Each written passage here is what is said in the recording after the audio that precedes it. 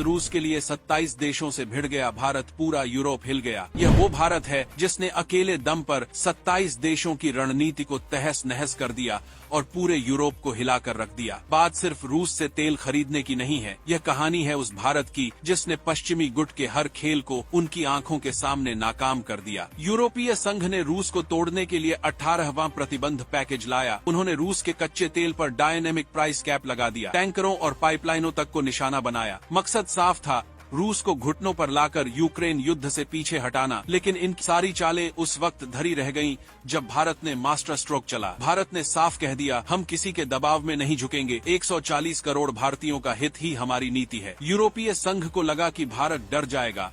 उन्होंने भारत स्थित रूसी स्वामित्व वाली रिफाइनरी वनार्क पर प्रतिबंध लगाया, लेकिन भारत पीछे नहीं हटा बल्कि रूस के साथ और मजबूती से खड़ा हो गया। विदेश मंत्रालय के प्रवक्ता रणधीर जायसवाल का बयान आज इतिहास में दर्ज है, भारत किसी भी एक तरफा प्रतिबंध को नहीं मानता। हमारी प्राथमिकता सिर्फ ऊर्जा सुरक्षा है। यह सिर्फ बयान नहीं था, यह शक्ति का ऐलान था। और इसके बाद भारत ने करके दिखाया, रूस से तेल खरीद और बढ़ा दी, इतनी ज्यादा कि पश्चिम के दिमाग सुन्न हो गए। युद्ध से पहले भारत का रूस से तेल आयात लगभग शून्य था, लेकिन अब भारत रोजाना 10 लाख बैरल से भी अधिक कच्चा तेल रूस से खरीद रहा है। इससे भारत को मिली सस्ती ऊर्जा, मुद्रास्फीति पर नियंत्रण, स्थिर घरेलू अर्थव्यवस्था और दुनिया में एक नई पहचान, विश्वसनीय ऊर्जा ताकत। लेकिन असली झटका तब लगा जब भारत ने डॉलर की बादशाहत को ललकार दिया। दशकों से वैश्विक व्यापार अमेरिकी डॉलर में होता आया है, लेकिन भारत और रूस ने मिलकर रुपया रूबल प्रणाली लागू कर दी। अब तेल का भुगतान डॉलर में नहीं बल्कि सीधे रुपए में,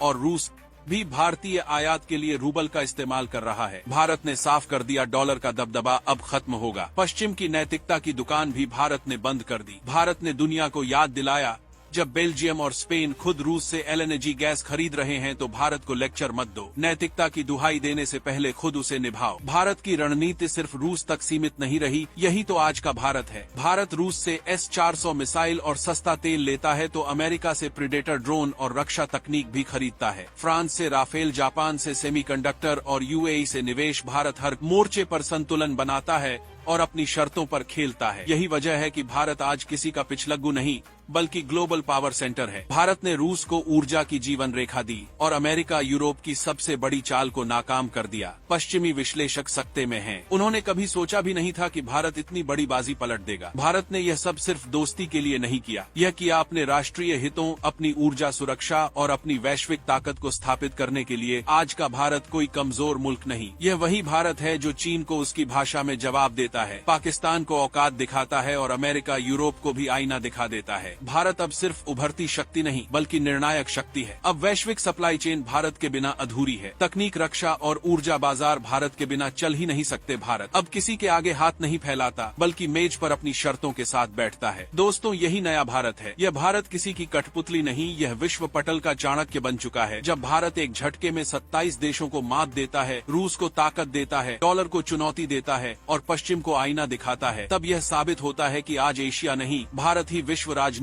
का असली केंद्र है। अगर आप भारत रूस की दोस्ती का समर्थन करते हैं तो इस वीडियो को शेयर जरूर कीजिएगा। जय हिंद। वीडियो को